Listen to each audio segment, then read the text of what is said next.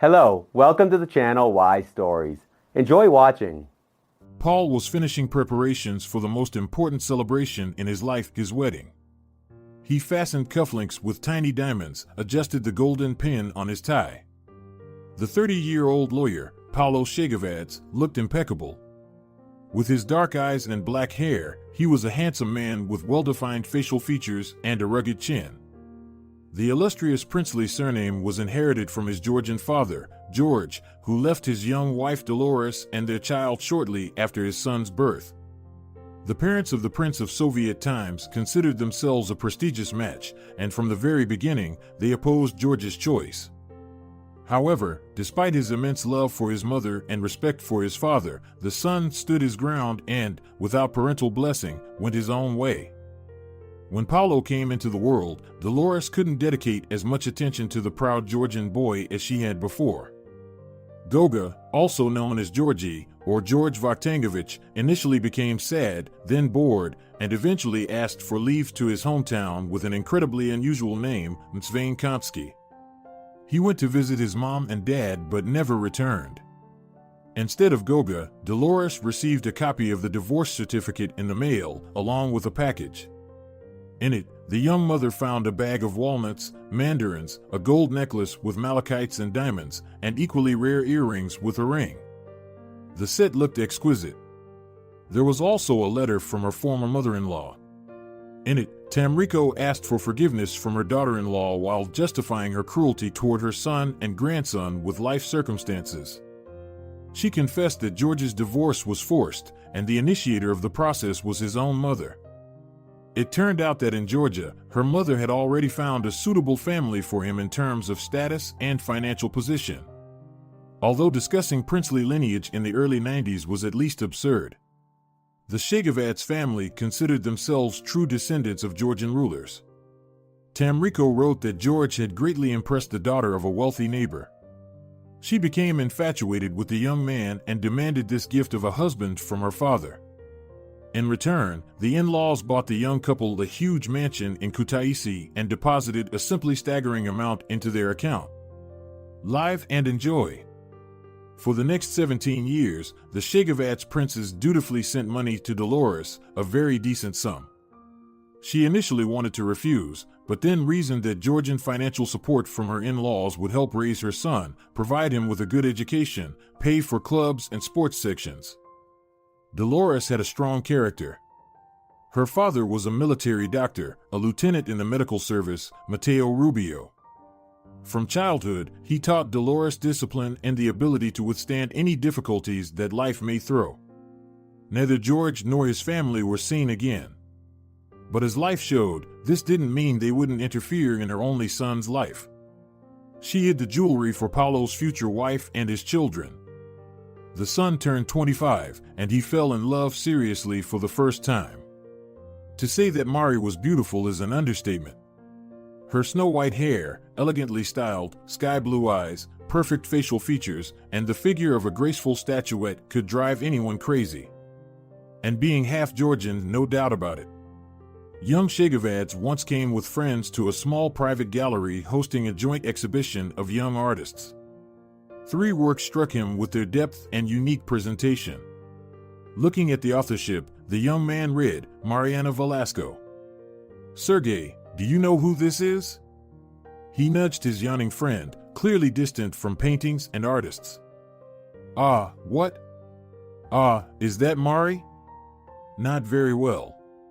Julia is friends with her, so what? Decided to buy a couple of masterpieces from a young talent? Yes. Introduce me to her. Call Julia. Where is she wandering? There, where lobsters and champagne with brandy are. Where else could Florence roam at a social event? I'll call her now. 10 minutes later, an ethereal creation stood before Paulo, emitting a light that seemed to radiate on a physical level to Mariana. The girl smiled, and the semi-prince Paulo Chegavadze Montero lost his bearings. They quickly found common ground. And it turned out that the young people had common interests with a high percentage, as the official message put it. Mariana, or Mari, as Paulo affectionately called her, Both loved historical films, folk music, fish in any form, cheese, and dry red wine, ice skating, and simply living and breathing to the fullest. Mariana lived alone. She was raised by her aunt, as her parents died when Mari was 14. Her maternal aunt was a cheerful, active, and very human woman, so there was no shortage of suitors for Sylvia Vargas, even in her 50s. Sylvia didn't particularly stand out in terms of beauty, even in her youth, but her plump lips, lush, black hair down to her waist, and incredible charisma gave her such charm that could outshine any beauty. And Sylvie also adored and knew how to cook better than any chef. For years, she collected various recipes and cooked incredible delicacies from them. As it's known, the way to a man's heart is through his stomach. One of her admirers was particularly persistent, wealthy, and had a good sense of humor. He could send Sylvie a bouquet of magnificent expensive roses in a huge iron bucket or arrange a real concert under her balcony at night, inviting folk musicians. Initially, neighbors tried to express their feelings about such barbarism through the grand and mighty swear words, but the musicians played so well that the concert eventually became a household event. Thus, the valuable prize in the form of Sylvia fell to David Esteban Guerrero, and he took his wife to the USA, where he had long established business and a big house. The aunt left the excellent 3-room apartment in the city center solely to her niece, but she hadn't managed to transfer the ownership to Mariana. Just 2 months later, they moved in together and filed an application with the registry office. They lived in Mariana's apartment. Firstly, she invited Paulo herself. It was more convenient for her that way. One of the rooms was turned into a studio by the artist. Secondly, Paulo didn't want to inconvenience his mother, and Mari wouldn't have gone to the 2-bedroom flat in an old building with him and his mom. The apartment left by the aunt had high ceilings, decent square meters, and, besides, the building was located almost next to the theater, which was also important to Mariana. Paulo was practically flying, feeling like the happiest person in the world. Dolores took a liking to the girl right away, and she fully accepted her son's choice. When Paulo and Maris came for their blessing, she crossed them with an icon, then opened a chest and took out ancient jewelry that she had kept all these years. Here, Mariana, this is for you. This is a family relic of the Chegavadze princes. And soon you will become a princess too, you will join the family. Smiling, she handed the future bride a box with a necklace and a ring with earrings. The girl cautiously took the present in her hands, and her breath caught. But this is an exact copy of the set that Safiko Kontrashvili had. It was even named after her creation, beautiful Helen. Sunshine, who is that? Surprised Dolores asked. My short-term mother-in-law was named Tamrico, not Sophia. Sonora Rubio, she's a Georgian artist. True, she's not as famous as, for example, Nico Safronov, mainly because she lived at the end of the previous century. Exactly the same set is depicted in one of her portraits. Helen of Troy is portrayed in it. Yes, that one. And she's wearing this exact set. Safiko had no relatives. At least, that's what the newspapers wrote. Shortly before her death, she died in the 40s right after the war. Kontrashvili donated the set to the Georgian National Museum, which is located in Tbilisi. But a month later, the jewelry mysteriously disappeared, and there were no signs of a break-in. It seemed as if the necklace and the earring ring had simply vanished into thin air. Everything was in a special container under glass. So, the container remained intact, but there was nothing inside. So they never found it? With his mouth open from curiosity, Paulo asked. Dolores couldn't come to her senses from what she heard, and with an almost reverent horror, she examined the incredibly beautiful ring and earrings. The latter were a long elongated diamond-shaped piece made of bright green malachite with patterns. Tiny diamonds ran along the edges of the decoration. The clasp was also adorned with diamonds. No, even though the capital specialists were involved in the investigation. The set vanished without a trace. And so what, Mari? Maybe my grandma was so impressed by this painting or this decoration that she simply copied it and asked some jeweler to make a replica. Maybe, Paulo. But if this is your family heirloom, then who and when made a copy of it? Everyone fell silent, and then they decided not to delve into it. After all, the Georgian princess Paulo Chegavadze wouldn't have stolen this set from the country's main museum on her tiptoes. Imagining this epic scene, the theft of historical jewelry by his own grandmother, Paulo chuckled. The next day, Mari called her aunt, and she became emotional, happy for her niece, and then said that Mariana simply must come to her for a week to collect the wedding gift. Senora Vargas explained that she couldn't come herself. Senor Esteban's anniversary was coming up, and everything needed to be prepared, as he was busy providing for their small but very close-knit family. Aunt Sylvia agreed to cover all the costs of Mariana's trip. Mari couldn't refuse the only blood relative, and 2 days later, she flew to Washington. She took the ornament with her. She still wanted to show it to the immigrant jewelers and find out if it was the same set. Upon arrival, she called Paulo, said that everything was fine. Tomorrow she was going to the former Odessite named Solomon Schneider. The thing is, his grandfather made beautiful Helen in 1900. Mari didn't return. 2 days later, Senora Vargas called Paulo's number and burst into tears. Inside the young man, everything turned cold. He understood something terrible had happened. But he couldn't even imagine how terrible and irreparable it was. Mariana is no longer with us. She died in a car accident, Sylvia barely managed to say. Paulo, it's my fault. And why did I invite Mari here? Please forgive me, we will bury her in Washington, in a closed coffin. Mariana was burned beyond recognition. It was a terrorist attack. And it was her taxi that was returning from that jeweler. Yes, I will send you the set. It fell out of the car window during the explosion. Only the ring was missing, Sylvia sobbed. But I will compensate you. Senora Vargas, may the Lord be with you. What compensation? Paulo managed to squeeze out. And when is the funeral? I will come. In 3 days. You'll make it, my dear, of course, of course. I'll arrange an electronic ticket for you. Just show your passport at the airport. Paulo hung up.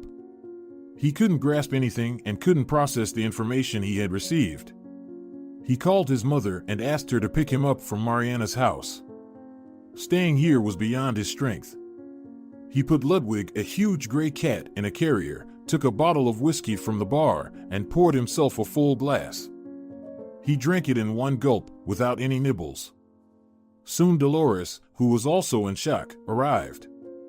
Mari's delicate lace wedding dress hung on her shoulders, and a tiara lay nearby. Senora Rubio carefully packed the dress and the ornament into a box and put it in the closet. She was doing all of this on autopilot, but held herself together for the sake of her son. Paulo completely fell apart, finishing a bottle of American moonshine in almost an hour. She helped him up from the couch, grabbed Ludwig and a small bag with her son's personal items. At home, Paulo barely made it to the couch and collapsed onto it, without undressing. He had a strange dream, which would repeat regularly over the next 5 years. Mariana stood on a high mountain, and next to her was a very beautiful dark-haired woman in a sparkling dress with long sleeves. She held a set of emeralds in her hands, set in gold, which she then handed over to Mariana. I'm alive. Paulo, I'm alive. You should look for me. You'll find me by the ring. And believe that everything will be fine, she said in the dream. You need to come. Paulo, son, wake up. You need to get ready for the trip, he heard his mother's voice, struggling to wake up. Paulo got up heavily, packed his things, and called a taxi. The funeral was quiet, as Mariana had no friends in the States. Sylvia gave him the family relic, and Paulo, without looking, put the box with the jewelry into his backpack. He returned to his hometown and fell into a deep depression. His friends had already become seriously concerned about his mental state, so they sent Julia Flores to him, who had once introduced him to Mariana. Paulo had made a very good impression on her from the beginning, but since he chose Mari as his girlfriend, Julia stepped aside not to interfere. And youth took its course. Paulo slowly began to recover. 5 years later, he and Julia filed a marriage application. During this time, Paulo graduated from university, opened his own law firm, and established good connections not only in the business world but also among law enforcement agencies of various levels. He had earned a reputation as a smart and, which is rare among his profession, an honest lawyer. He would not take on a case if he understood and saw that he was dealing with an obvious fraudster or scoundrel. Of course, there were unconventional situations. How could it be otherwise? Once, a former classmate who worked as a police detective called him and asked him to defend a young woman accused of a series of thefts from jewelry stores. Paulo was surprised by why a policeman was asking for help for a murderer, even if she was a suspect. It must be something personal. He came to Isidro's house in the evening and asked him to shed some light on this story. It turned out Paulo was right. Michael had fallen for his suspect, and there was plenty of reason to. Her photograph revealed daring emerald eyes. Combined with raven wing hair, a Greek nose, and high cheekbones, the girl looked stunning. Isidro explained that the girl's name was Kate, and she. Yes, she was guilty. Holy moly. Isidro, what do you want from me? You know I don't defend professional criminals. I know, Paulo, but she promised me she would quit if she could avoid prison. She's already done time. She'll get the full package. Isidro, have you gone crazy or something? You're not planning to marry her, are you? What about your service, your career? You've been dreaming about this job since the first year. She won't quit. Do I need to explain the obvious truths to you? People like her don't quit. She's part of the system, just as you are in yours. Even if she really wants to get out of it, her people won't let her go. Remember that plot from the song about the criminal girl? They'll just eliminate her, and they'll kick you out of the police force. Paulo, don't tell me anything. Just help me, okay? And Paulo agreed to take on the case, and he managed to break down the prosecution's version. Kate left the courtroom with a 3-year suspended sentence. Isidro resigned from the police, and they left together with Kate. But 3 months later, he learned that they had been found shot point blank on a highway somewhere near the border. Paulo realized that the love of his friend's life, the green-eyed beauty Kate, not only didn't quit on her own, but also dragged Isidro into her dark affairs. Just some kind of Carmen sweet. After that incident, he once again promised himself never to defend clearly criminal clients, even if his own mother asked him to. Paulo looked at himself in the mirror again and suddenly remembered that he hadn't bought cigarettes. Well, his favorites were only sold near the metro station near his house, and there was still time. He rushed out onto the street, bought a couple of packs, and suddenly noticed a woman lying on a bench. She seemed vaguely familiar to him. White, but dirty hair, very thin, and some ragged clothes, but it was clear that she was a young homeless woman. He approached closer to see if she was alive and nearly lost consciousness. Mariana was lying on the bench, or an exact copy of her, which was itself an impossibility. He tried to wake the girl up, but she showed hardly any signs of life, so Paulo called an ambulance. He waited for the medics and asked which hospital they would take a patient without documents to. He gave the name and surname of Mariana, deciding that he would sort it out later. He made it to the marriage registry. He didn't tell Julia anything for now. The celebration went off smoothly, only Julia looked at her husband strangely a couple of times and even asked, "Paulo, everything okay?" "Of course, kitten," Paulo replied. Barely waiting for morning, he rushed to the hospital to the woman he had saved, who looked so strangely similar to Mariana, but he wasn't allowed in. "Who are you to her?" the doctor asked. "I'm her failed husband," Prince Chegavadze's answer stunned this man. "Ah, well then, of course," the doctor responded seriously. Your so-called failed wife just had a simple fainting spell. Oh my God. And what now? Will she recover? Does she even remember who she is, where she's from? She will recover, for sure. We've taken all necessary measures. Just wait. Can I see her? Only briefly. I'll escort you.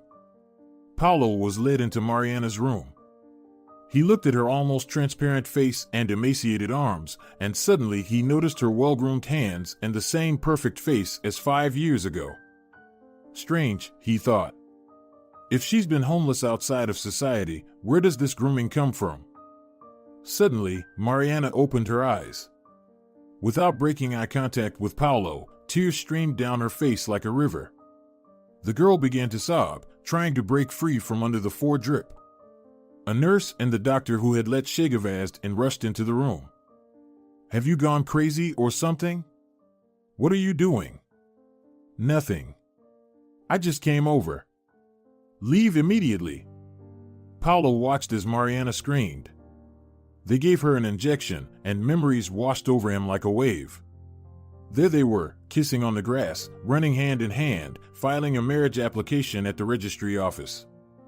All of this passed before Paulo's eyes like a documentary film. Julia called. They had bought tickets for a honeymoon trip to Lake Banyoles. Why Banyoles? Julia wanted to, and after Mariana's death, Paulo had lost the desire to argue. No, of course, he liked Julia. A girl with a tan, black curls, and the same black eyes, but there wasn't the same ecstasy as with Mariana, even though his wife was great in bed, and you could talk to her about anything, from politics to society gossip. But when Paulo saw Mari, and he no longer had any doubts that it was her, his heart suddenly raced. And he realized that Julia was beautiful, but she wasn't his woman, and the love of his life was lying under the foredrip, and only she knew what had happened to her. But not going to the registry office with Julia would be sheer callousness. For 5 years, she had pulled him out of depression, fed him, watered him, supported him, saved his nerves. But the horror was that he didn't love Julia Flores. He respected her, was grateful, wanted her as a woman, but he didn't love her. At least, that's what he was thinking right now. The realization that Paulo had made a mistake came right after he found Mariana. But what to do with this realization, Chegavadze didn't know. He decided to tell his wife everything. Julia listened, her eyes wide, and her mouth open. Are you sure it's Mariana? You buried her yourself. I'm sure. And the coffin was buried closed, if you remember. She's been appearing in my dreams for the past 5 years, saying she's alive. I think something unusual happened, and Mari didn't die, she got into trouble.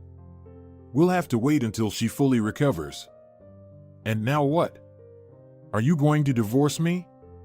Juliet unexpectedly asked, lowering her head. Paulo felt ashamed of his selfishness. He didn't even try to hide his genuine interest in the resurrected Mariana. But he had become so accustomed to Julia's role over the years, seeing her as both a mother and a caregiver, someone who bore witness to all his sufferings, that he didn't think of her at that moment as a woman. Come on, Julia. We've been together for so many years. We're husband and wife. He embraced his friend and patted her head. Don't cry. We just need to help Mariana. She has no one here, and her aunt has no idea she's alive. Once she recovers, we'll have to inform Sylvia. He said this only to calm his innocent wife. He said it and understood that the beginning of their official family life could now be considered its finale. But not now, not right after the wedding. It's just impossible. Julia stopped sobbing and buried her face in her husband's chest. You had such a look in your eyes, I was so scared. I thought that was it. Paulo left his phone number with the attending doctor, and 3 days later, the hospital called him. The doctor said that Mariana had regained consciousness and asked him to come. Paulo dropped everything and rushed to the hospital without telling Julia. Mariana was sitting on the bed, smiling sadly. Hello. Hello. Mari, it really is you. It's me, Paulo. Don't rush me. I'll tell you everything, but gradually. Mariana gathered her thoughts and courage. I'm not an artist, Paulo. Well, I do draw, of course, but I'm not an artist. I'm a private investigator. Yes, don't look at me like that. I have an arts education, and I have exhibitions, but I make a living doing something else. I have a small private agency. I opened it 6 months before I met you, but I kept this fact hidden for various reasons. My parents worked in the police, in a special department investigating serious crimes, searching for historical values, missing documents of high significance for the state, people. Of course, I wasn't allowed access to classified documents, but I learned the principles of detective work by being around my parents. They died in a car crash while searching for a unique set of jewelry, but I don't think their death was accidental. Most likely, they were eliminated, as they say in detective series. Mariana took a sip of mineral water from a glass on the nightstand and looked up at Paulo. This jewelry, Paulo, was called Beautiful Elena and belonged to Sofiko Kontrashvili. It disappeared many years ago. I told you the truth. But a month before I met you, a woman came to my agency. She said she was Sofiko's great-granddaughter and wanted to find the missing Malachites. When I asked her how, she said she had a plan, but she'd only share her thoughts with me if I took an advance fee for the work and agreed to take on the investigation. My curiosity was piqued. And when this Danya named her fee, my interest in the case acquired a more practical form. How much did she offer? 500,000 euros. She gave me 250,000 in cash at the embassy, and I hid the money. But it's not just about the money. I was intrigued, and it was my first major case. If I could have foreseen how this could end, I would have shown that lady the door without a second thought, along with her money. She told me that there might have been 2 sets, the original and a very good copy. The copy was made by a jeweler whose first work dated back to 1900. As I told you before Sofiko's death, she donated her set to a museum, after which it disappeared. And here's where it gets interesting. In the 1940s, there was a copy in the museum, not the original. And the real Beautiful Elena had been in your family all these years. Your great-great-grandmother, after remarrying, took the Schneider surname and, Paulo, she lived in America. And before leaving, she gave the case containing the jewelry to her daughter, Paulo Chegavadze. So, did great-great-grandfather of that American jeweler to whom you took the jewelry for appraisal swap the set? But how? What? Why didn't you tell me anything right away? I don't understand. I just didn't have the chance. It didn't work out right away, and now imagine my state when you gave me the Beautiful Elena as a wedding gift. I didn't know what to think. All sorts of thoughts came to mind, and then I remembered that the client mentioned the Schneider jewelers, who had immigrated to the USA in the early 20th century. I contacted the lady, asked her to talk to her husband. After all, he's an entrepreneur and has been living in America for a long time. And Uncle David really helped. He found contact information for Solomon Schneider. I took the set with me and flew to the States. What happened next? And where were you all these 5 years, Mari? I went to Solomon, showed him the set. He got excited, noticeably nervous, then offered me coffee with brandy. I had a drink and I don't remember anything else. I woke up alone in a hospital room. Turns out, Paulo, it was a very exclusive mental institution. In the USA?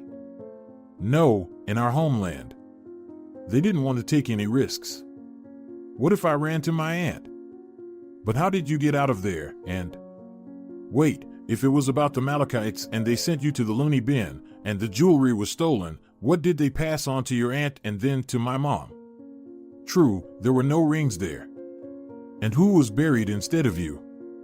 Schneider brought a copy to my aunt, one that disappeared from the museum in 1940.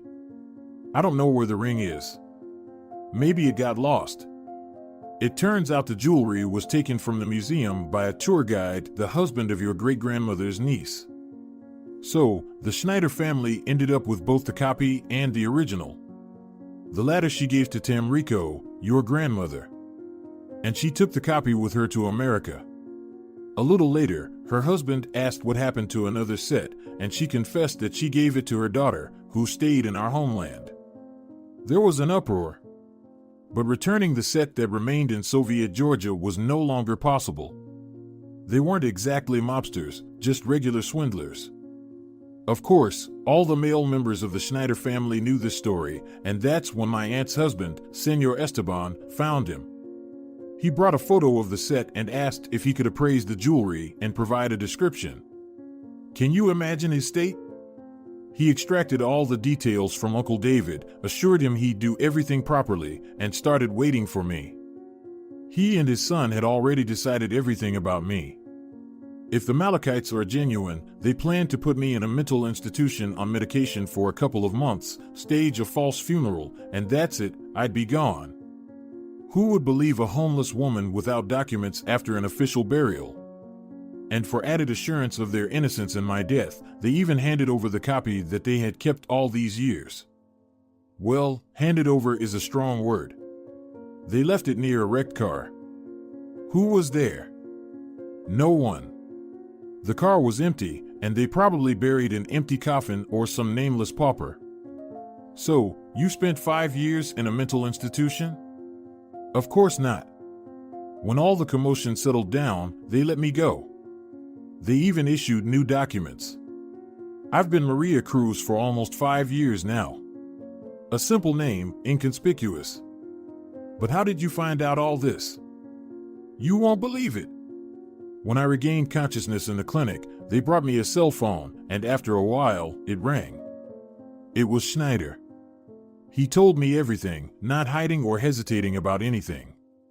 I think he did it because the coffin with my supposed remains was already in the ground, and I was far from home and my grave in the USA, so in case anything happened, they would just send me back to the loony bin. Wow, Paulo could only say. I lived in a monastery for a while. Then I found a job and rented a place. I recently returned to our city. The thing is, after being drugged up in America, they somehow transported me to a provincial town. Who knows why they chose that specific town? Maybe they had some connections there. When I barely got out of that institution with a new passport and 500 euros in my pocket, which the Schneiders generously gave me, I was disoriented in space.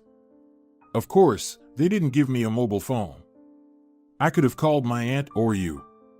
I sat on a bench, and the Mother Superior of the monastery came and sat next to me. She looked at me and, without asking anything, said, "Well, come with me. You'll live with us at the monastery. Nobody will bother you there. You can tell everything there." And we went.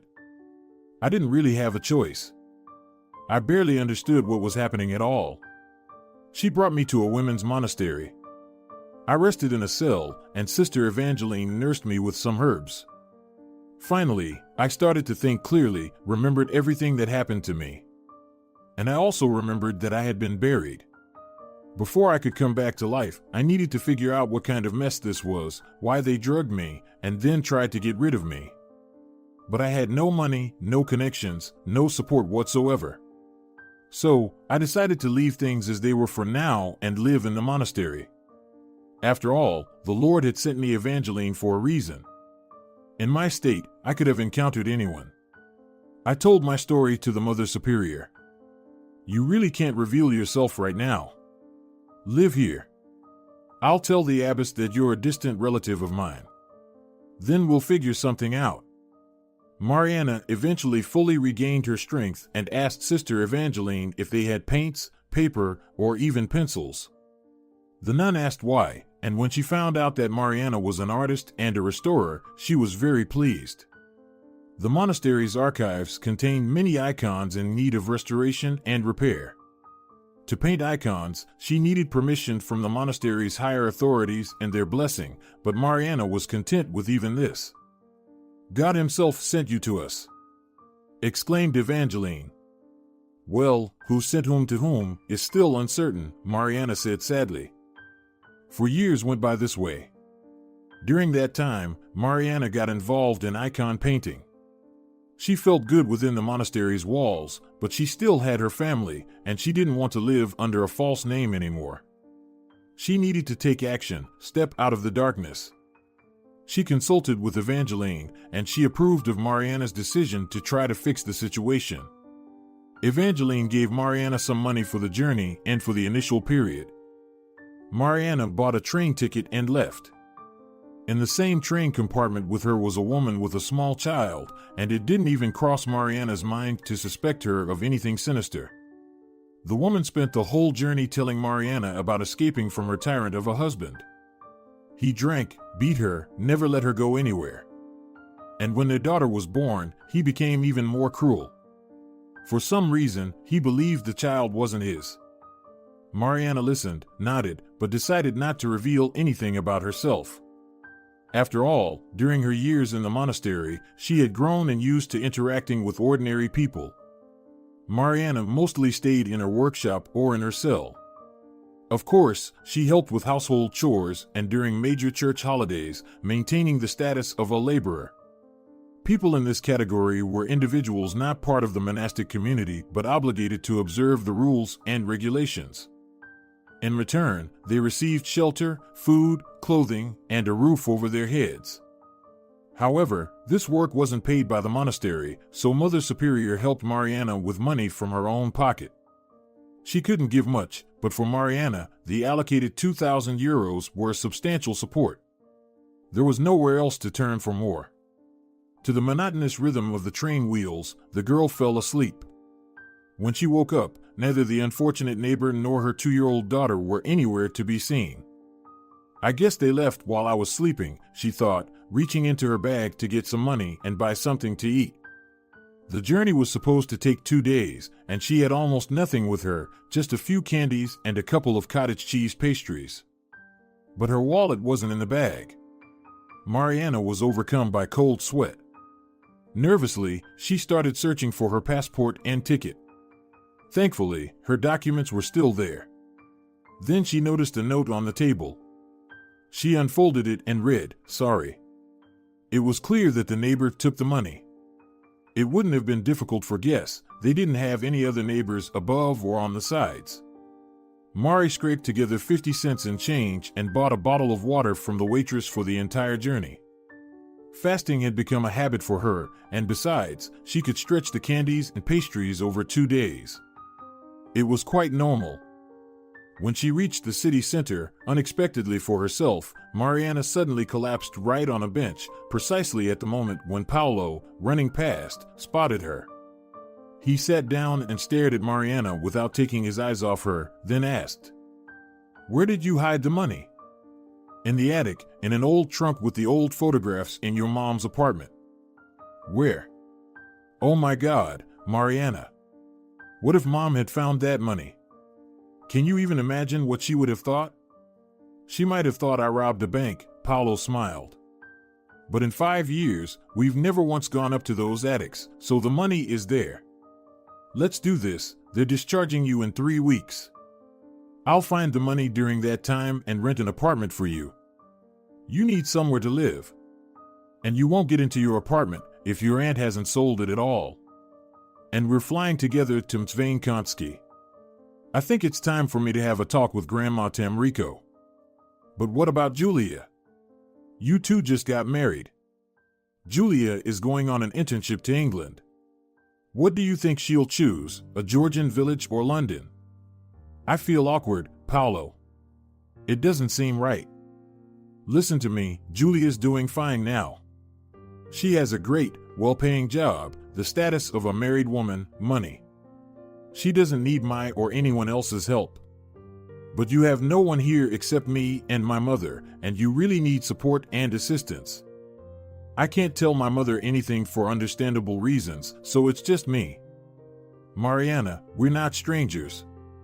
It's awkward when you can help a good person, but you don't. That's it, it's decided." Of course, Paulo was being deceptive. It wasn't just about his desire and noble urge to help a good person. It turned out that he hadn't fallen out of love with Mariana. He felt it with every cell of his body. The pain had subsided, the emotional wounds had healed, but he remembered Mari. She often visited him in his dreams. Yes, they hadn't known each other well. They probably hadn't really gotten to know each other, but Mariana was his woman, unique and irreplaceable for a lifetime, like Helen of Troy for Paris. Julia was more like a friend. He enjoyed being with her in bed, but his feelings didn't blind him, and the sensation of flight didn't pursue Paulo with her like it did with Mariana. When Dolores went to work the next day, Paulo climbed up to the attic. The small brown suitcase sat forlornly in the corner, covered in dust. Paulo reached up and pulled down the luggage from the attic ladder, getting covered in dust in the process. He wiped the suitcase with a damp cloth and opened it. On top were black and white photos that captured his parents, young and happy, some people Paulo had never seen before. He lifted the photos and found several bundles of 5,000 banknotes secured with a rubber band. Quickly, Paulo collected all the bundles and put them into a specially prepared box. Then he dialed the number of a real estate agency where his college mate worked as a lawyer and asked him to find something decent, a 2-room apartment with a large kitchen but not in the city center. Preferably in an expensive residential area of the city, free from close neighbors or rowdy foreigners, troublemakers, overly cheerful neighbors, and sudden water outages. Oops! Did you get yourself a mistress? Well done, you handsome guy. You just got married, after all. Although you've been living with Julia for a while now. There's probably a certain weariness from each other, right? Cut the nonsense. A client approached me with this request. He has some relatives visiting, but his wife doesn't want to see any paupers on her precious squares, as she put it, let alone entertain them. Paupers?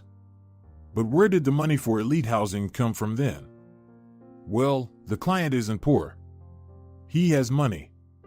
He's the one calling the shots. All right then, I'll find something. Bring your lady with you, said the friend with a chuckle.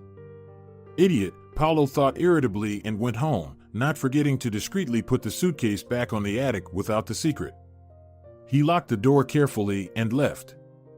His half-naked wife was rushing around the house, packing her 5th suitcase. Julia, for heaven's sake, where are you going with all that? You can buy things in London. They have seasonal sales all the time. It's cheaper than in our capital, by the way. Many people from the capital purposely fly there to buy brand name items. Paulo, I'm going for half a year. I took autumn clothes and jackets. It's cold in England, by the way. And there are fogs there too. And no one will see you through that natural curtain with your fur coat.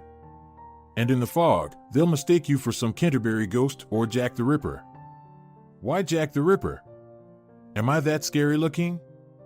Julia, in her underwear with fashionable multicolored rollers in her hair and one fluffy slipper, looked so endearing that Paulo couldn't resist and grabbed his wife, lifting her up and twirling her around the room. I misspoke. Not Jack, but July the Ripper, because you're like possessed, ripping through all the stores. They packed their things, loaded them into the car, and headed to the airport where 2 more colleagues, who were lucky enough to be included, were already waiting for Julia. The girls chatted away, and Julia, after quickly kissing her husband on the nose, scampered off. She could easily switch from one thing to another, especially when it came to unpleasant or problematic situations. Julia had quickly pushed the thought of the possible loss of her husband due to the resurrection of his first fiancée out of her mind. Interestingly, she hadn't even once asked Paulo to take her to Mariana or shown the slightest interest in her fate. Paulo immediately went to the agency, paid for the apartment for 3 months, and received the keys. Mariana's new home was indeed in a decent part of the city. 2 decent rooms furnished with high-quality furniture and a large wall-mounted TV. The luxurious bathroom had a jacuzzi. Paulo understood that Mariana had probably grown accustomed to such luxury, and yet he knew she had never really welcomed these bourgeois joys, as she called them. Mari had a refined taste. She was more drawn to the aesthetic aspects of life, but Paulo wanted to delight her. Afterward, he went shopping, buying clothes and everything she needed, including groceries. He remembered Mariana's size perfectly. Over these years, the girl had not gained weight but had become even slimmer. It made sense the monastic life wasn't conducive to rich meals, although they knew how to cook there. Paulo had once been to a monastery for work on Easter. A novice was accused of stealing church utensils, but the young man clearly wasn't involved, and he was simply framed. They invited him to the table, and the variety of dishes overwhelmed Paulo's eyes. Everything was delicious. After moving everything to Mariana's new home, Paulo went to the hospital to pick her up. He helped her into the car, and they set off on their journey. Mariana stared out of the window, amazed at how much the city had changed in just 5 years. Many streets were hardly recognizable. New little shops, pharmacies, and bars had appeared. Soon they arrived at the right address. Paulo escorted Mariana to the apartment, opened the door. "Here we are. Make yourself at home." Mariana kicked off her shoes, walked into the room, and saw clothes hanging on hangers, bags with various items that would make life more comfortable and cozy. "Is all of this for me?" "Of course." "Thank you. I'll head to the bathroom then." "Haven't been in a real bathtub for ages," the young woman smiled. While she splashed around, Paulo set the table. They sat down to dinner, just like in the good old days.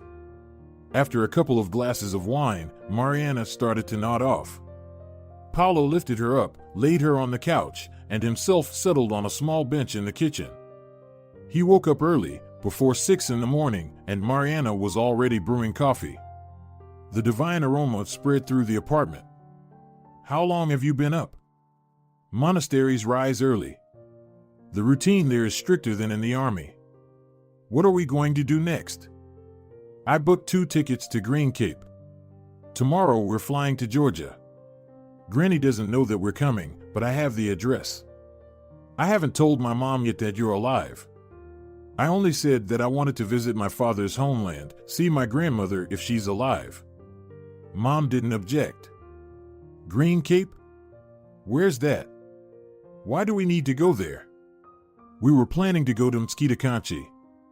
That is Green Cape, just translated into our language." The day passed in a flurry of activity. Paulo visited his mother, then his own place, packed for the trip, but beforehand, he asked to see the set of jewelry that Sylvia had passed to him after Mariana's false death. "Why?" Dolores was surprised.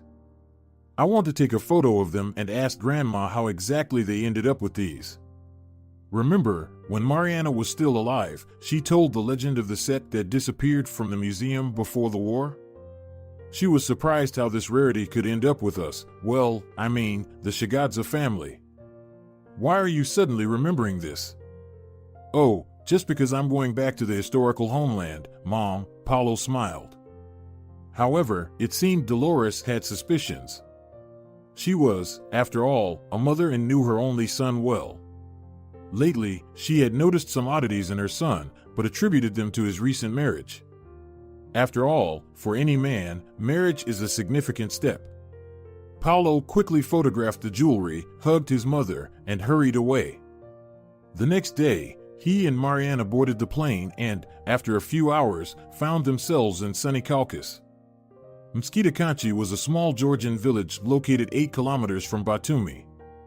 And no one would have known about this village if it weren't for the famous Batumi Botanical Garden and the magnificent pebble beach with crystal clear water. 200 years ago, this village was a beloved vacation spot for Russian nobility, merchants, and industrialists. Old Russians built houses and summer cottages here so that their grandchildren and great-grandchildren could also enjoy the sun, sea, and fruits. However, the revolution and the subsequent Soviet rule shattered all those plans by constructing their own. Private wealthy homes were turned into sanatoriums and vacation homes for the working class. And in the mid-20th century, even a cable car was built here, connecting the beach with the sanatoriums on the hills. Then came the collapse of the Soviet Union and Georgia's independence from the USSR. The symbol of progress, the cable car, turned into ordinary rusty junk. Paulo double-checked the address, and he and Mariana got into a taxi. The cheerful driver hummed and told stories throughout the short drive, laughing contagiously. Their passengers' moods noticeably improved, and they began to smile back. Soon, they arrived at a large, beautiful house. Paulo and Mariana paid the fare, exited the car, and headed towards the house. An elderly woman sat in the gazebo with a cup of coffee and a small smoking pipe from which she emitted fragrant smoke. Seeing the guests, she stood up and walked towards the gate. "Who are you here to see?" Paulo was about to introduce himself, but the mansion's owner suddenly stared at him with wide eyes. "Oh my God! This can't be! Paulo, is that you? If you're Tamrico, my grandmother, then yes. It's me, Paulo. Come in. Why are you standing there? Come in. Vaktang, come here. Immediately, quickly. Tamrico, why are you shouting like a peacock? I'm coming. What happened?" From the garden emerged a colorful elderly man. He looked like a classic Georgian, tall, stately, with a distinctive hooked nose, black eyes, and a completely gray head. "Meet, Vaktang, this is your eldest grandson, Paulo. Pavliko. Oh my God, it can't be," he repeated, echoing his wife. Hustle and bustle began. Under the grapevine, they started setting up a large table, and the young couple was led to the best room on the second floor. The household members gazed at them with undisguised curiosity. "They took us for a married couple, otherwise they wouldn't have allocated a single room for both of us," Paulo said, looking at Mariana. "We won't have to reveal all the details, so we'll have to sleep on one bed, sorry Mari." "No problem. I've been sleeping on even harder surfaces for the past 4 years, but I still managed to fall asleep quite quickly, so I think I'll conk out on this mattress right away." 2 hours later, they were invited to the table. There was everything imaginable. Raw and smoked ham, lots of greens and vegetables, large pitchers of wine. Flatbreads were baking in the tandoor, and fragrant kebabs were grilling on the barbecue. At the table, Paulo and Mariana were surprised to see around 20 people. "These are your relatives, Pavliko, and our best friends," his grandmother explained. "Hello. My name is Paulo, and this is Mariana." And so it began. The wine flowed like a river, one toast following another. This Georgian feast is called supra. Traditionally, the table is covered with a blue tablecloth. This is an ancient tradition that originated in Georgia in the 18th century and must not be broken. The blue color was chosen for a rather mundane reason. At that time, indigo dye was in use and freely available among few, and linen was common. The celebration is led by a Lurdzi Super, usually a specially invited toastmaster. But here, this role was taken by Paulo's grandfather, Vaktang. By the way, during large Georgian feasts, only white wine is served, as it doesn't raise blood pressure and can be consumed in larger quantities. The first toast is always for God and peace, then for Georgia, and the third for ancestors. When the Lord was distributing land to the nations, the Georgians, as usual, were sitting at a table feasting. Paulo Chegavadze began. After reveling to their heart's content, they finally came for their share, but all the parcels of land had already been distributed. So they turned to God and said, "How is this possible, Almighty? When everyone was in line for land, we were toasting to your health." The Lord was so touched that he gave us Georgians a small, but the best piece of land with tall mountains, swift rivers, and the purest air. And that was Caucasus. How can we not raise a toast for such a gift? The feast ended well past midnight, after all the songs were sung and the most interesting stories were told.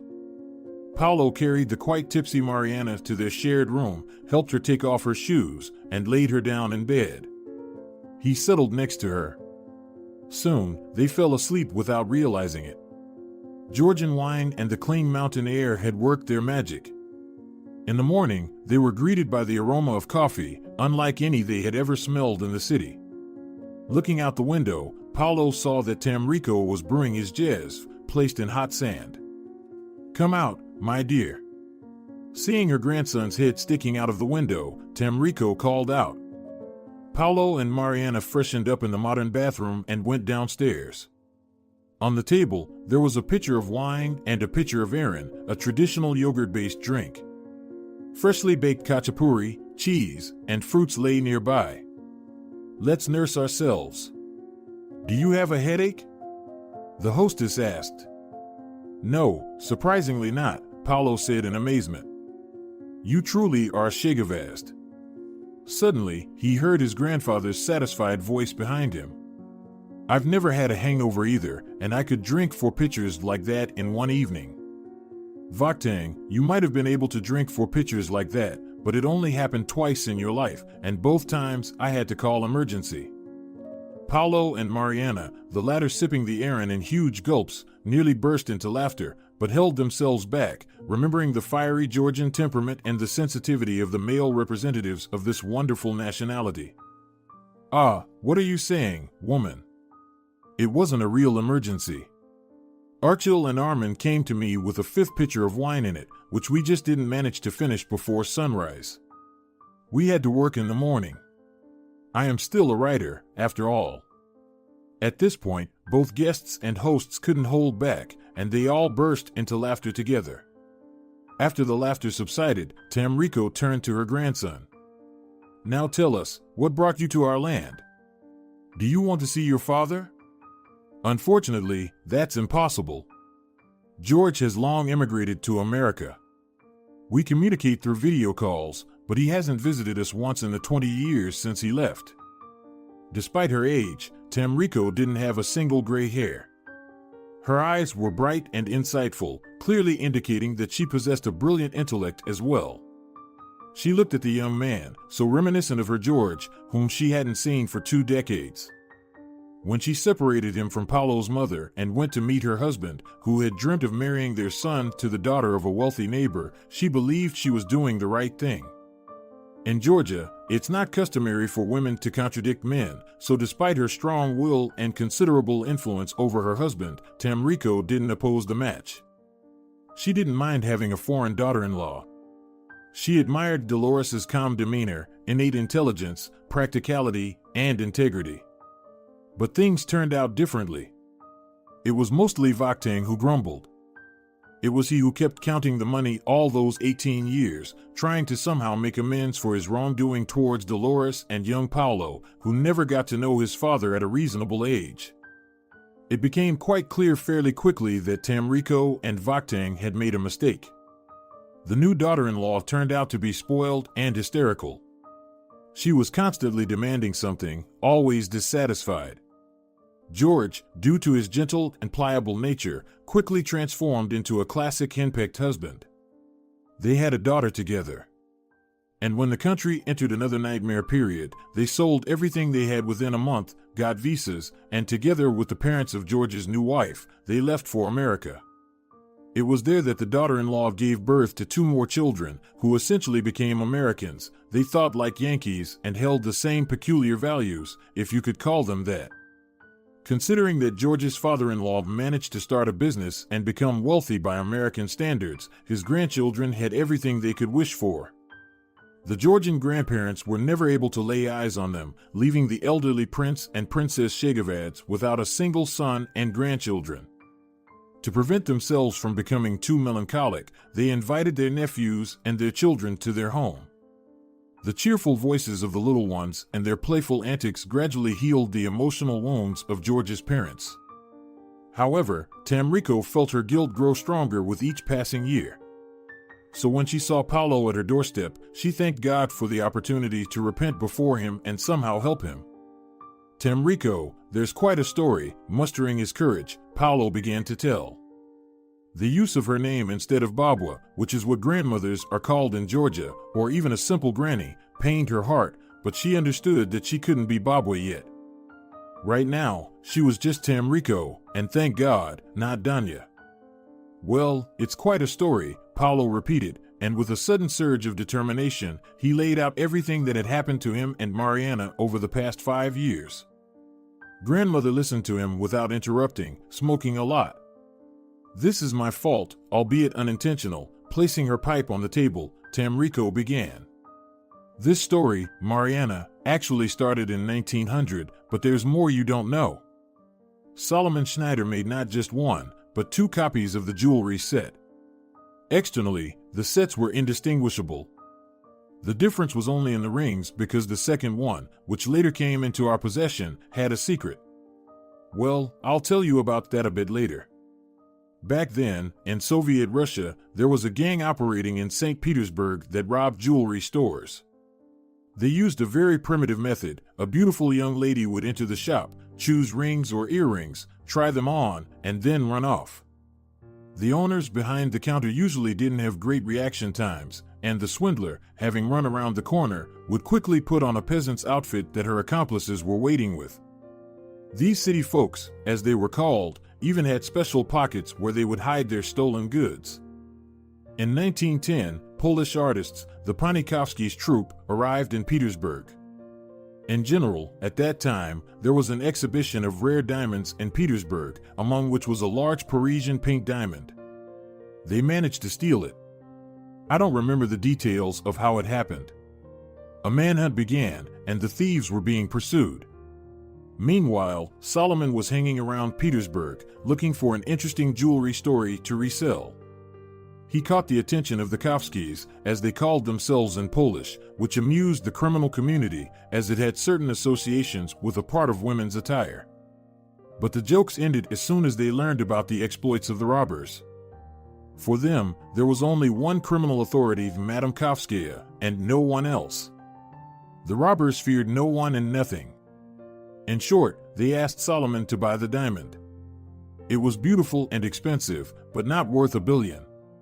Besides, the criminals were running out of time. Schneider bought it. But how to get it out? The police were not stupid at that time, and after a theft, they first checked all jewelers, and Solomon was known within their circles. He had the second copy with him. He took it in case a successful exchange or sale opportunity came up. He disassembled the ring, in which there was a small compartment. Tamrico lit her pipe and took a sip of coffee with cognac. And? Paulo and Mari asked in one breath. I think you've guessed that Schneider put the Parisian diamond in the ring and smuggled it from St. Petersburg to Georgia. Later, when my mother married him, she took the copy with the Parisian diamond. Apparently, Solomon planned to take it to the USA, which is why he left it untouched for a while. And that's why he had such a strong reaction when he found out that my mother had given these jewels to me. But where did you learn all this? Accidentally. You see, being a person greedy and utterly shameless, Solomon Schneider was also very sentimental in his youth. Dreamed of being a writer. A who? A writer. So he kept diaries, describing his affairs with women, cleverly conducted deals, and just all sorts of nonsense. With age, he abandoned this pursuit and forgot to take the diaries with him when he left the country, and I found them and sent them to your mother. Yes, but when Mariana supposedly died, the ring disappeared. It didn't disappear, suddenly Mariana said quietly. What do you mean? Paulo asked, already tired of being surprised over the last few days. I left it at your house. The necklace and earrings were in the same box, a big velvet one. And the ring, I hid it in your room, in your childhood hiding spot. Remember, you showed it to me? Under the floor. Oh, what a surprise, babe. So, is it still at our home, Grandma? A copy. The one with the ring that hides the Parisian pink diamond. The next day, Paulo and Mariana started packing to go home.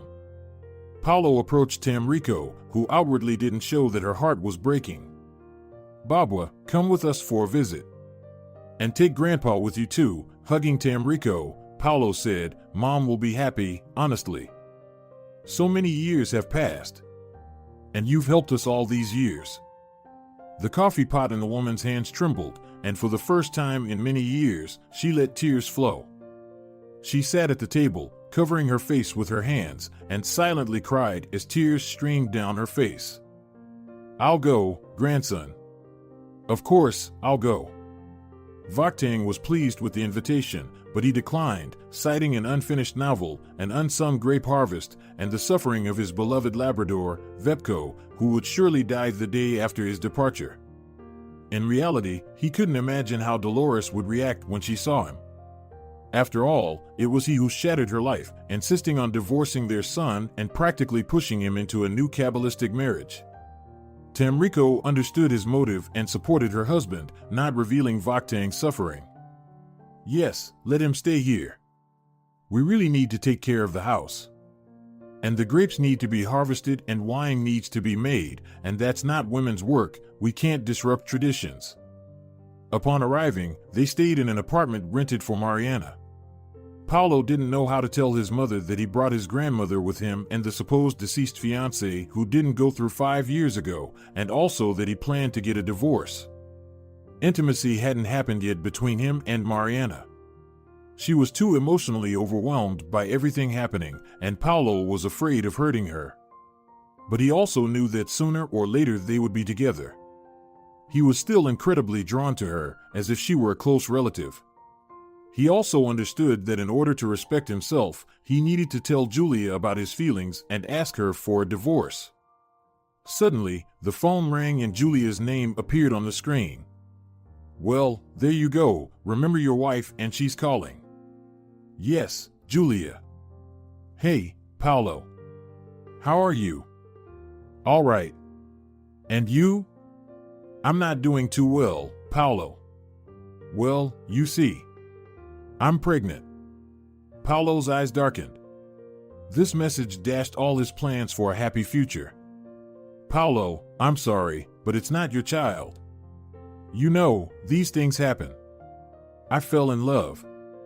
I pursued you for so long, and after finally getting you, I realized that you never truly loved me. But you never hid that, did you? He's English. I've already filed for divorce. Wait, but when did you manage to? We've been in a relationship for 3 months now. He came to our town, and you didn't notice a thing. Julia, it's all fine. Why did we even have that wedding then? You should have told me right away. I'm a reasonable person, noble-horned husband almost shouted into the phone with an almost happy voice. I didn't know how to tell you. I thought, we'll move to England, and things will naturally resolve themselves there, and I'll stay here, and you'll suggest a divorce yourself.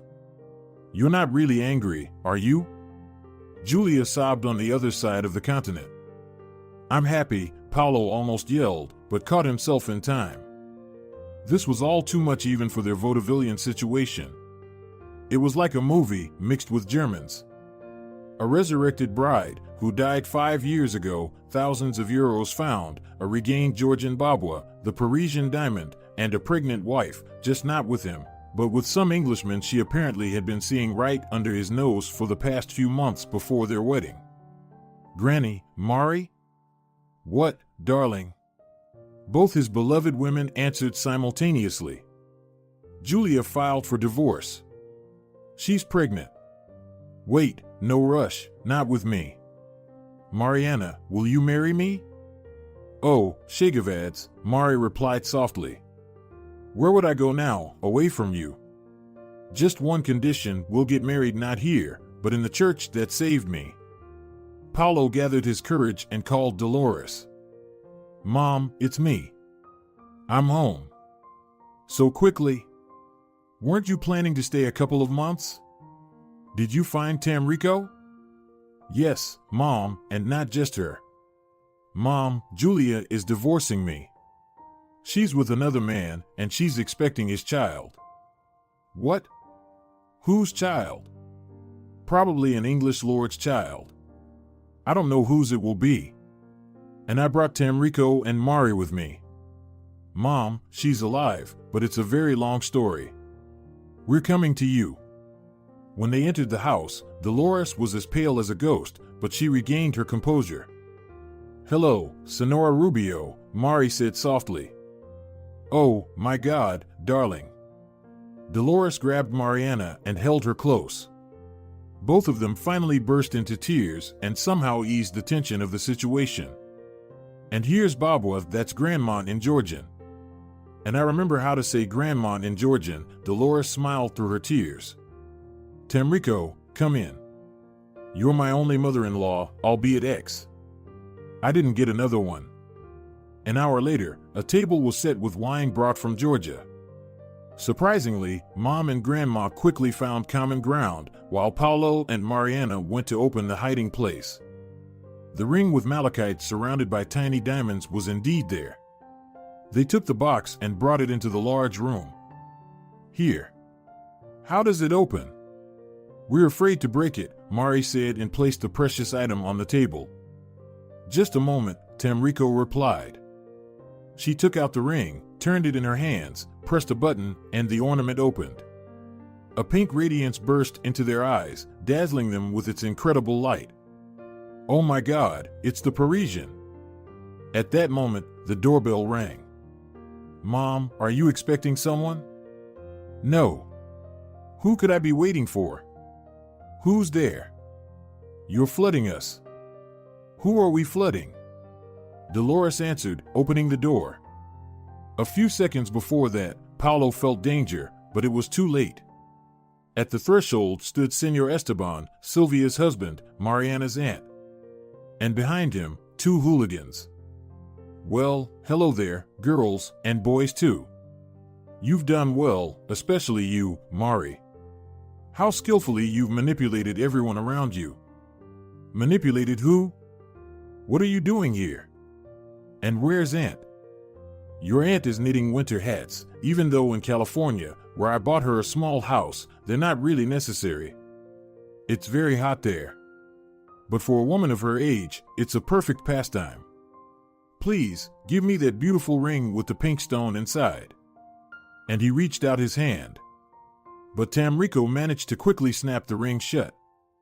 Oh, you old scoundrel. I'll. And you'll be left empty-handed. Only I can open this ring. If you try to force it open, you'll damage the stone. What's going on? Uncle David? Oh, nothing much, niece. The client who came to you with the order for the ring is my sister. We've been searching for this unique piece for a while, and we decided to involve some young agency to do it blindly. Professional detectives would have figured everything out in an instant, and then we would have ended up with nothing. To get close to the ring, I even had to marry your foolish aunt. All this story with your car accident, funeral, and mental institution was my idea. Pretty cool, huh? I forgot to mention that before I became a businessman, I was. How can I put it mildly? Oh, the director of a criminal organization.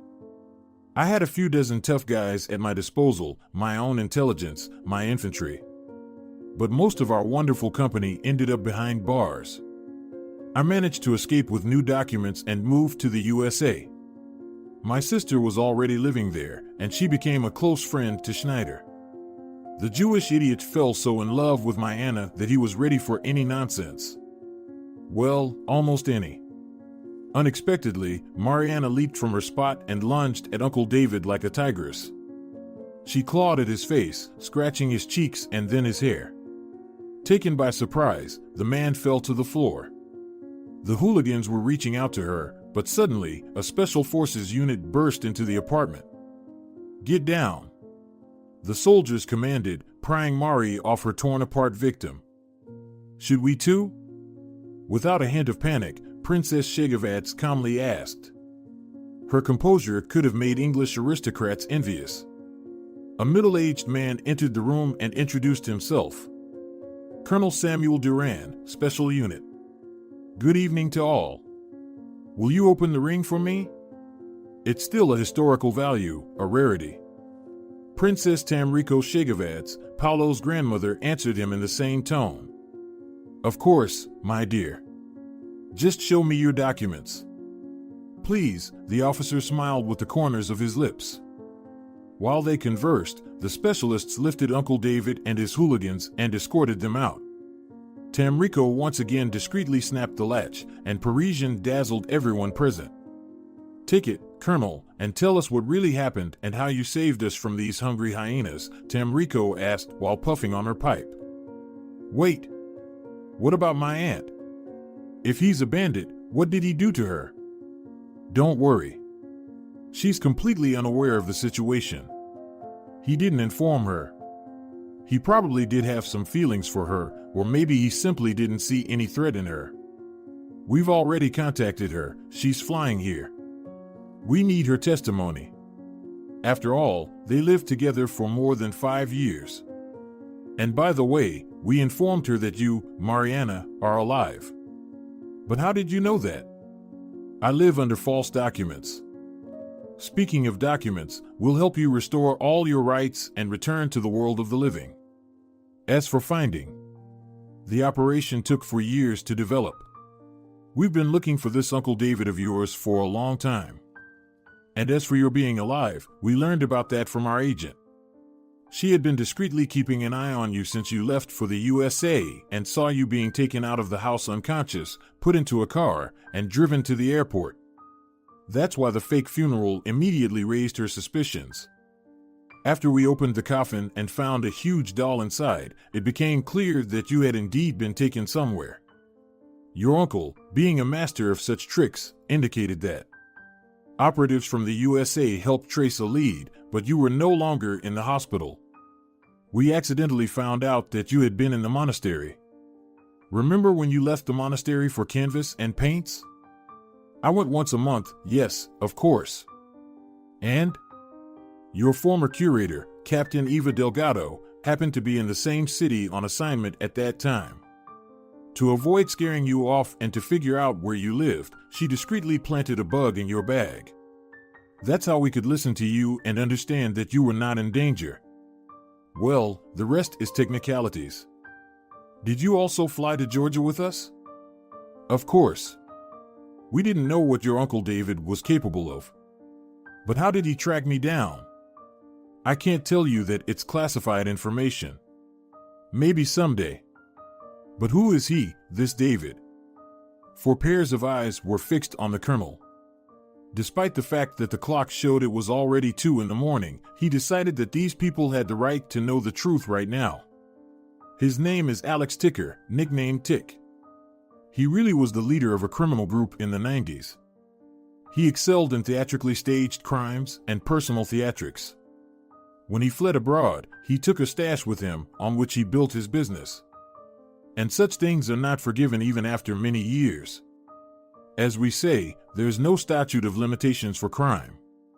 He was found in America and presented with a bill, and somehow he learned about the Paris stone. He offered the gem with the condition that his transgression would be forgiven and the entire debt to the Brotherhood would be written off. So the ring was vital for Tick's survival. Tick, criminals. Oh my God, muttered Paulo and downed a glass of brandy. Tamrico looked at him and did the same. After her, Dolores and Mari did too. Colonel, are you with us? Will you stay? Thank you, but no. I still have work at the office. So late? We have a flexible work schedule. Mariana and the Chegavadze family didn't sleep until morning, discussing what had happened. Mari, where did you learn to latch onto someone's face like that? Slightly tipsy, Paulo asked. I don't know, really. I don't know how it happened. I felt so upset for Aunt Sylvia. She had so many suitors, and she chose that scoundrel. After getting some sleep, everyone gathered and went to the airport to meet Sylvia. Mariana was noticeably nervous. Finally, she spotted a familiar figure approaching. Only the woman's head was shaking from side to side, and Mariana realized she was sobbing uncontrollably. She hadn't seen Mariana yet. The girl didn't wait for her to get closer. She rushed toward her. Auntie Sylvie. Sonora Vargas raised her head upon hearing the familiar voice, dropped her bag from her hands, and rushed toward Mariana. My girl, dear Lord. You really are alive. When they called me, I thought it was some cruel joke or that they'd start extorting money. Let's go home. I haven't sold your apartment. Your paintings, your things, they're all there. I couldn't. At this point, she saw Paulo, Dolores, and Tamrico. Paulo had driven them to the old apartment, then retrieved their belongings from the rented one, handed over the keys, and returned home. He understood that Mariana and Sylvia needed to talk and recover from all of this somehow. Then came the investigation, endless interrogations. Sylvia gave her testimony. She didn't go to court. Julia sent the divorce papers, and Mariana and Paulo submitted their application to the registry office again. But they decided to celebrate their wedding in Green Cape according to all Georgian traditions. There, thank goodness, there was no metro, and all the secrets had already been revealed. They arrived in Svankonsky. They were already husband and wife. They decided to have the wedding ceremony in a small local church. Sister Evangeline, of course, Sylvia, Dolores, and Colonel Duran agreed to accompany them. Senor Duran had been coming over to Dolores Vargas' place frequently after that incident.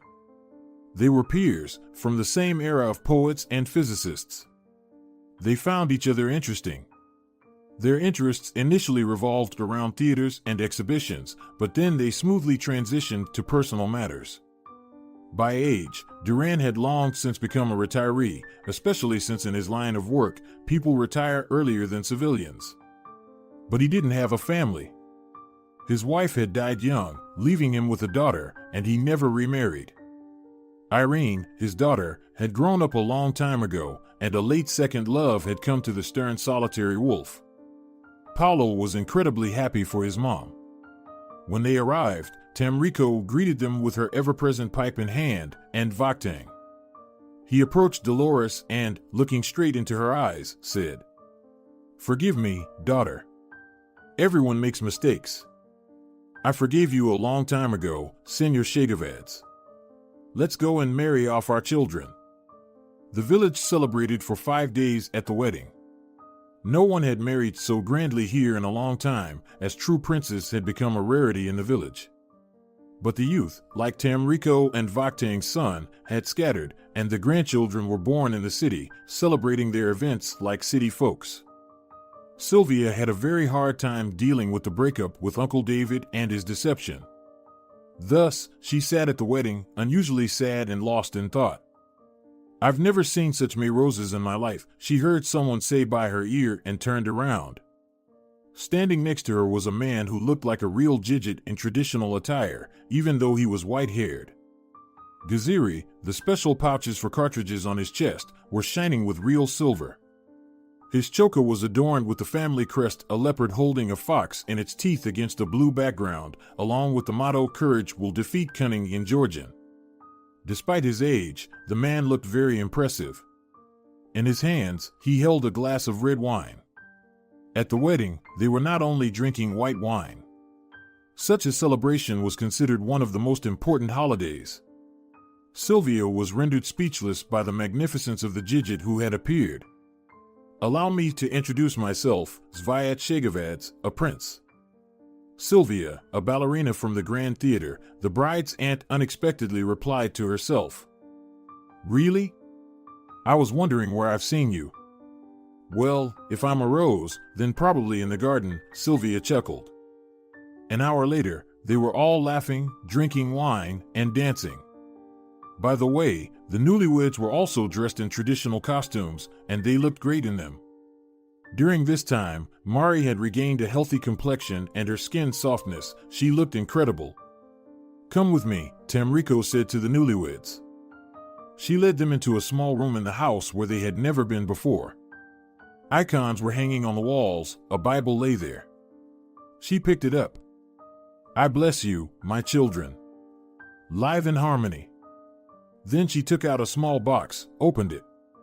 Inside were 2 silver rings with red rubies, a man's and a woman's. "These are for you. This is also a Chegavadze family heirloom. And it's not a secret, but a genuine one. These rings belonged to your great-great-grandparents, Paulo." Paulo and Mariana accepted the gift, bowing deeply to Tamrico. How grateful they were to God that everything had turned out so well. Ahead of them was a happy and eventful life. If you're enjoying it as well, leave a like and subscribe.